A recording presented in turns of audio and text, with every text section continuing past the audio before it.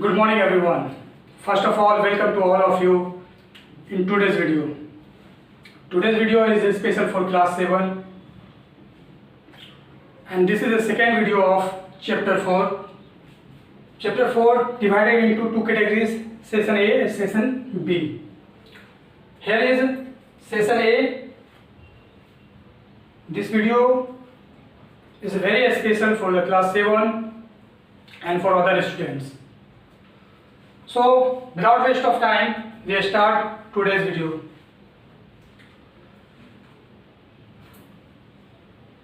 Previous videos,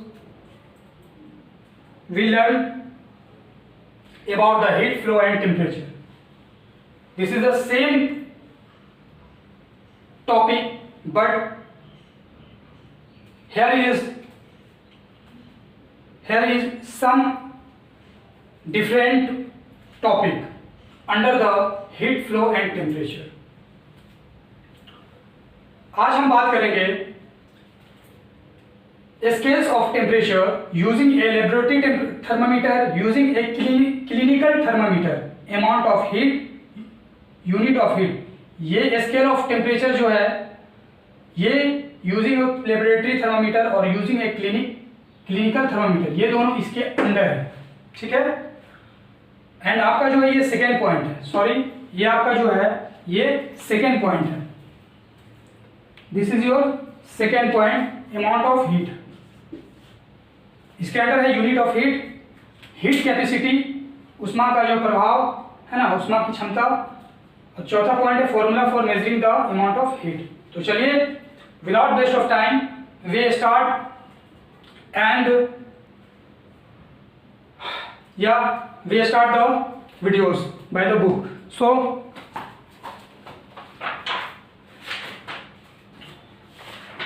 first of all, scale of temperature. Temperature is measuring of the degree of hotness or coldness of a body. कहता है temperature जो है वो body के गर्मी और ठंड को मापने के लिए किया जाता है। The temperature of a body cannot be correctly estimated by our sense of touch. कहता है कि हम छू कर ये महसूस नहीं कर सकते, ये हम पता नहीं लगा सकते कि किसी के बॉडी का टेम्परेचर कितना है। It is measured with the help of a device called thermometer. हम जो है किसके द्वारा मापते हैं? थर्मोमीटर एक उपकरण है जिसके द्वारा हम टेम्परेचर को मापते हैं। A thermometer consist of a glass tube with a, चलिए अगला जो है आपका using a laboratory thermometer. Using a laboratory thermometer, इसके अंदर कौन है? यूजिंग लेबोरेटरी थर्मोमीटर है। इसके मेन जो टॉपिक है वो हम आज जानेंगे। Laboratory thermometer has two standard marking. कहता है लेबोरेटरी थर्मोमीटर जो है उसमें दो स्टैंडर्ड क्या होता है? मार्किंग होते हैं। दे लोअर मार्किंग 0 डिग्री सेल्सियस, जो नीचे वाला जो स्तर होता है वो 0 डिग्री सेल्सियस से मार्क किया होता है। Is the temperature at which water freeze, जिस पर जो है पानी जमता है, 0 डिग्री सेल्सियस जिस पर पानी जमता है। द अपर मार्किंग, और ऊपर जो मार्क किया रहता है वो है 100 डिग्री सेल्सियस, ठीक है। 100 degree Celsius is the temperature of boiling water, जो पानी को जो है इस डिग्री पर क्या होता है? 100 डिग्री सेल्सियस पे पानी जो है उबलता है। So the distance between this two marks is divide into 100 equal division. कहता है इस दोनों डिवाइस को जो है बराबर हिस्सों में बांटा गया है, वो भी 100 इक्वल डिवीजन, ठीक है। तो यानी इसको जो है 100 डिग्री में इसको अंकित किया गया है, इसको बंटवारा किया गया है। इस division is called 1 degree Celsius, और इस बंटवारे को, इस विभाजन को हम क्या कहते हैं? 0 डिग्री सेल्सियस कहते हैं। फॉर कन्वेंसेस लेबोरेटरी थर्मोमीटर आज mark 10 degrees bellow the lower, 10 degrees above the upper marking. कहता है लेबोरेटरी थर्मोमीटर में 10 डिग्री नीचे होते हैं और 10 डिग्री ऊपर होते हैं ज़्यादा, और 10 डिग्री नीचे होते हैं कम। The laboratory thermometer 10 degree minus 10 degrees to 110 degrees cannot measure the temperature of candle flame because the temperature of a candle flame is more than 300 Celsius। कहता है कि लेबोरेटरी थर्मोमीटर जो है वो मोमबत्ती के लौ को, मोमबत्ती के लौ समझते हैं ना, मोमबत्ती का जो ऊपरी आग जो होता है फायर, उसको माप नहीं सकते, उसके तापमान को माप नहीं सकते, क्योंकि उसका तापमान कितना होता है 300 डिग्री सेल्सियस होता है, ठीक है। लेकिन लेबोरेटरी थर्मामीटर का हाईएस्ट पॉइंट कितना है 110 डिग्री सेल्सियस। जैसे कि मैंने कहा कि 10 डिग्री नीचे होंगे और 10 डिग्री एबव ऊपर होंगे, है ना। तो और मोमबत्ती का जो लौ होगा उसका तापमान कितना होता है 300 डिग्री सेल्सियस, जो कि उसके कैपेसिटी के बाहर है।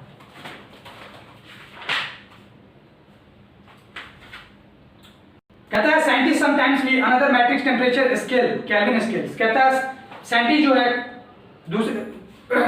जो है इस्तेमाल करते हैं दूसरे थर्मामीटर का, जिस थर्मामीटर का नाम है केल्विन स्केल। केल्विन स्केल का इस्तेमाल करते हैं। On this scale temperature are measured in unit called Kelvin K. कहता है इस टेम्परेचर की मात्रा होती है, इस टेम्परेचर की इकाई होती है केल्विन, और के से इसको इंडिकेट किया जाता है, सूचित किया जाता है।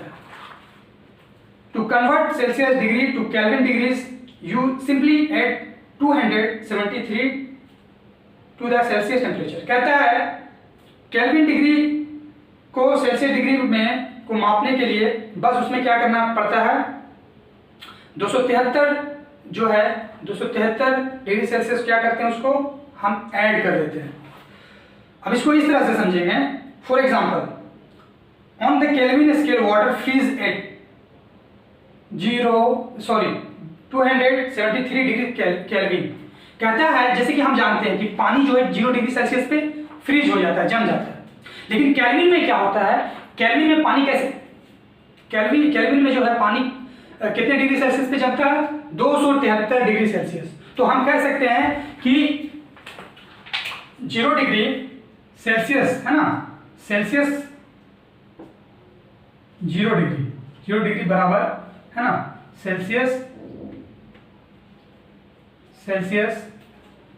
0 डिग्री बराबर 273 डिग्री, ठीक है, केल्विन, सॉरी।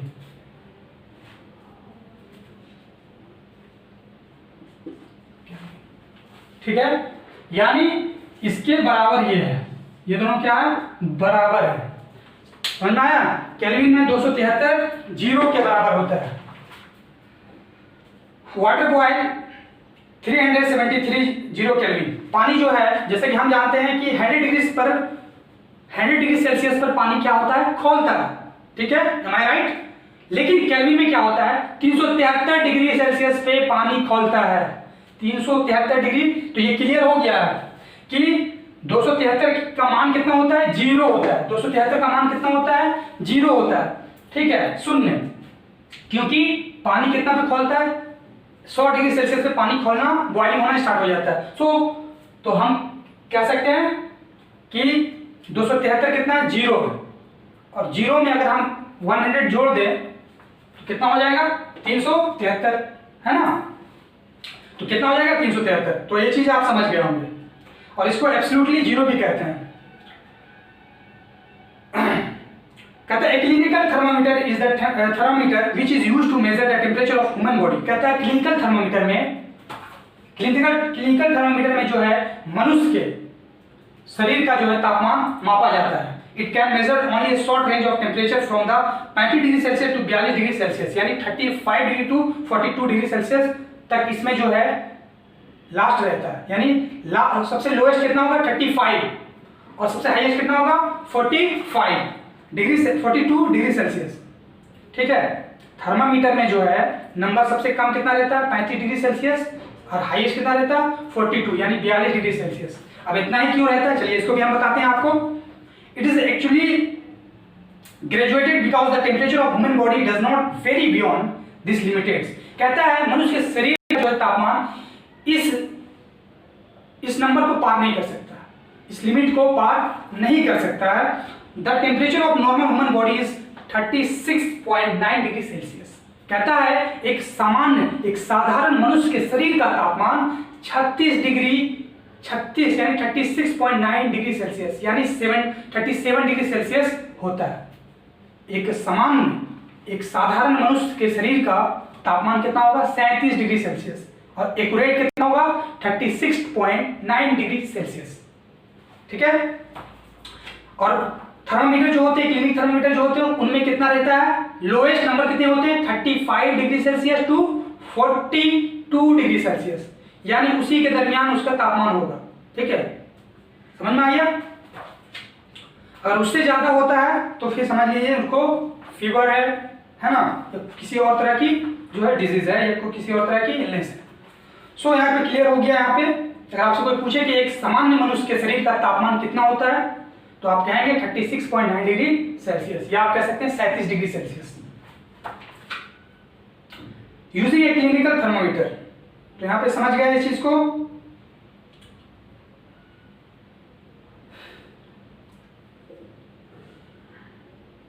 हाँ, एक चीज यहाँ पे है, फारेनहाइट, एक नया पॉइंट यहाँ पे दिया हुआ। In the Fahrenheit scale freeze the boiling point of water are 32 degree.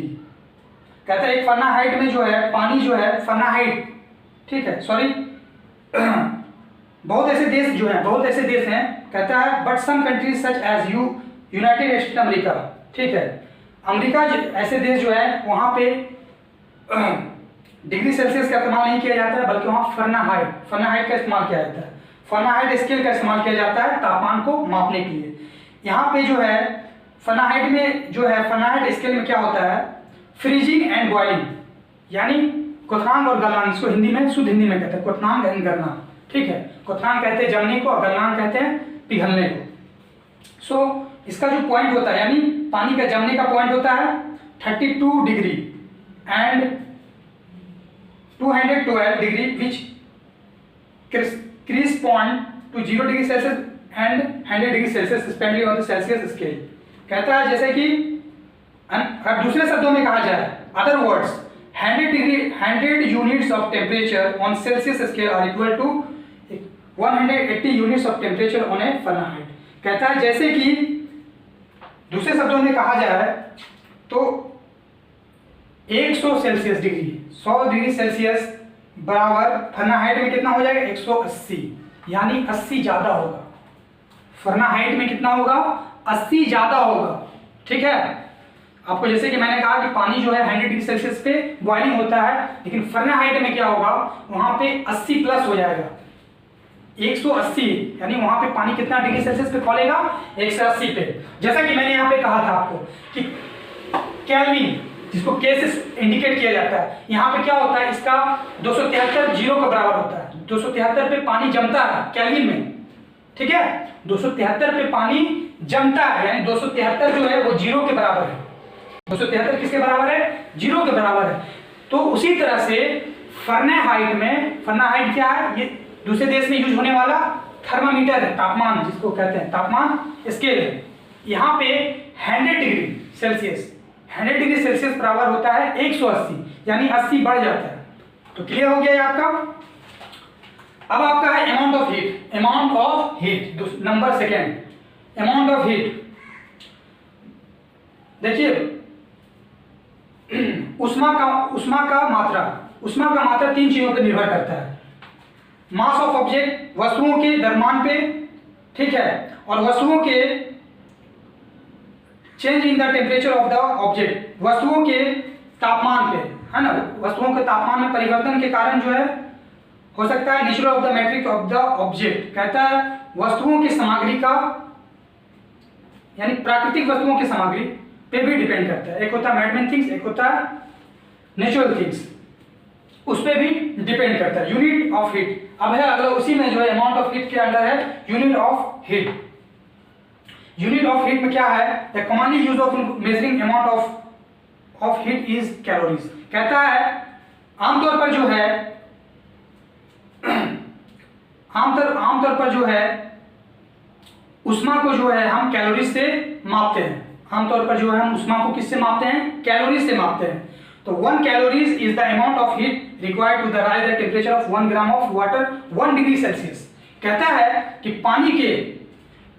पानी के उष्मा को, पानी के तापमान को जो है 1 डिग्री सेल्सियस बढ़ाने के लिए 1 ग्राम जो है, सॉरी 1 कैलोरीज का जो है आवश्यकता होता है, ठीक है। पानी के 1 ग्राम को 1 टेम्परेचर 1 डिग्री सेल्सियस पे आप इस तरह से समझे कि 1 ग्राम पानी को 1 डिग्री सेल्सियस उसका तापमान, उसका हीट जो है 1 डिग्री सेल्सियस अगर हम बढ़ाएंगे तो कितना उष्मा चाहिए हमको, सॉरी कितना हमको कैलोरी चाहिए, 1 कैलोरी चाहिए, 1 कैलोरी चाहिए। तो यहां समझ गया। उसी तरह से कहता है a bigger unit for measuring the amount of heat is kilo calories. कहता है अगर हम उष्मा के बड़े मात्रा को अगर हम मापेंगे तो किस, है ना, किलो कैलोरीज के द्वारा। तो आपको पता होना चाहिए, मैंने प्रीवियस क्लासेस में आपको बताया था कि 1 kilo calories equal to 1000 calories, यानी 1 किलो कैलोरीज बराबर कितना होता है, 1000 कैलोरीज होता है। तो 1 kilo calories is the amount of heat required to rise the temperature of 1 kilogram of water by the 1 degree Celsius. कहता है इसी तरह से अगर हम 1 किलो पानी का तापमान 1 डिग्री सेल्सियस बढ़ाना चाहें तो हमको कितना कैलोरीज की जरूरत पड़ेगा, 1000 कैलोरीज की, 1 किलो कैलोरीज की आवश्यकता होगी हमें। सो ये क्लियर हो गया आपका। तो इसको जो है सूचित किया जाता है 1 कैलोरीज को हम सूचित करते हैं इस तरह से। 1 कैलोरीज बराबर होता है 1 कैल, शॉर्ट में कैल कर दिया है, 1 कैल इक्वल टू 4.184 जूल। इसको जूल से सूचित किया जाता है, ठीक है, क्योंकि इसलिए the modern and internationally accepted standard unit of heat energy is joule, जिसको जे से सूचित किया जाता है, यानी आधुनिक और अंतरराष्ट्रीय ने इसको कबूल किया, इस स्टैंडर्ड यूनिट को, ठीक है, इस स्टैंडर्ड यूनिट को, ऊर्जा के इस स्टैंडर्ड यूनिट को जो है, इकाई को जो है कबूल किया, किसमें, जूल में। किसमें किया, जूल में कबूल किया है, जे फॉर जूल, इसको जे से इंडिकेट किया जाता है, ठीक है। और 1 किलो कैलोरीज, 1 कैल मतलब 1 कैलोरी, और 1 किलो कैलोरीज बराबर होगा 4184, यानी 4184 जूल। समझ में आ गया आपको, ये क्लियर होता है आपका। अब आपका जो है हीट कैपेसिटी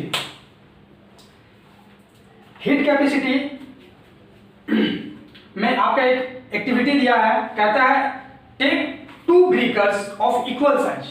कहता है कि आप जो है 500 ml का 2 बर्तन, है ना, 2 बीकर लें समान साइज का, बराबर साइज का, फिर 1 with 200 gram of water and other with 200 gram of vegetable oil at the room temperature.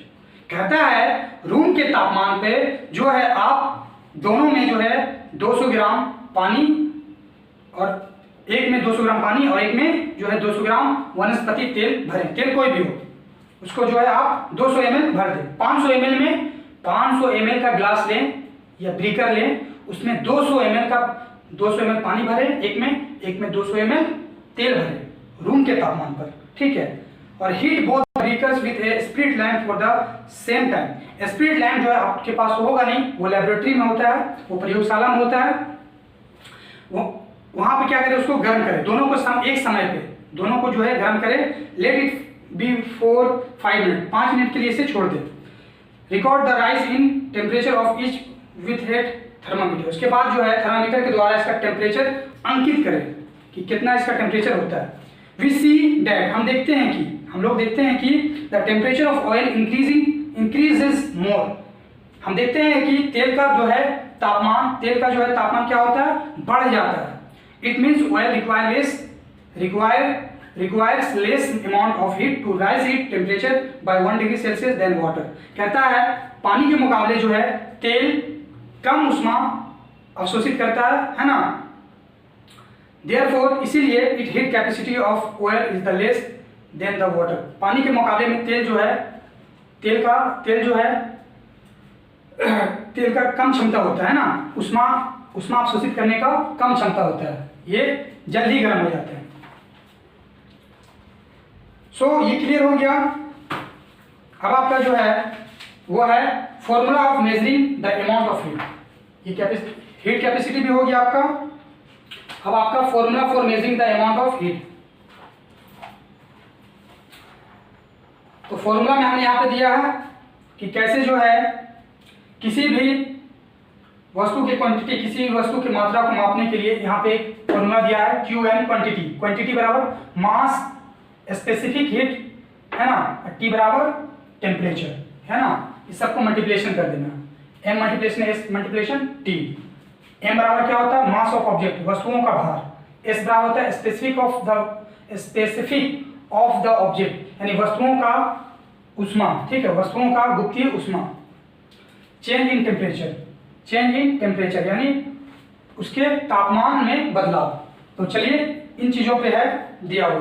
तो फॉर एग्जांपल कुछ एग्जांपल दिया है, ए पीस ऑफ टाइल और stone feel colder than a piece of wood. कहता है हम जो है एक लकड़ी के मुकाबले एक पत्थर को ठंडा महसूस करते हैं। जब आप अपने हाथ में लीजिएगा एक लकड़ी को, एक पत्थर को, है ना, तो क्या महसूस कीजिएगा, लकड़ी के मुकाबले पत्थर जो है ठंडा होता है। Even through both and at the same temperature because the piece of tile और stone has more mass than that of the wood. कहता है लकड़ी के मुकाबले, बोलता भले ही जो है दोनों का तापमान बराबर हो, लेकिन लकड़ी के मुकाबले पत्थर का जो है द्रव्यमान यानी भार, मास मतलब द्रव्यमान मतलब भार, वेट, वजन, ठीक है, क्या होगा, पत्थर का भार क्या होगा, ज्यादा होगा लकड़ी से। Example 1, a glass of 200 ml of water in kept in sunlight for 10 minutes. कहता है एक ग्लास में 20 ml पानी ले और उसको 10 मिनट तक सूरज की रोशनी में छोड़ दे। It temperature goes up by 2 degree Celsius. इसका तापमान बढ़कर कितना हो जाएगा, 2 डिग्री सेल्सियस हो जाएगा। How much heat from the sun reaches the glass in 1 minute. तो बताइए कि 1 मिनट में इस ग्लास पे कितना उष्मा पहुंचेगा। अब जो है चलिए हम इसको जो है इस फॉर्मूला को हम जो है क्लियर करते हैं।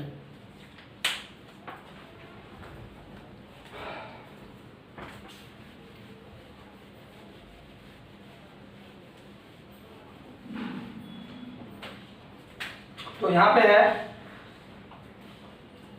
जैसा कि मैंने यहां पे दिया M बराबर मास, तो मैंने कहा कि एक गिलास में कितना भरना है पानी, 200 ml। M बराबर 200 ग्राम। फिर उसके बाद है S यानी स्पेसिफिक हीट ऑफ वाटर, पानी का जो है उष्मा, है ना, S, इसको S से सूचित करेंगे, कितना होगा 4 ये सिर्फ हम इसको ऐड कर देंगे, ये है ये फॉर्मूला है जी, ठीक है, या इसको हम ग्राम से सूचित कर सकते हैं।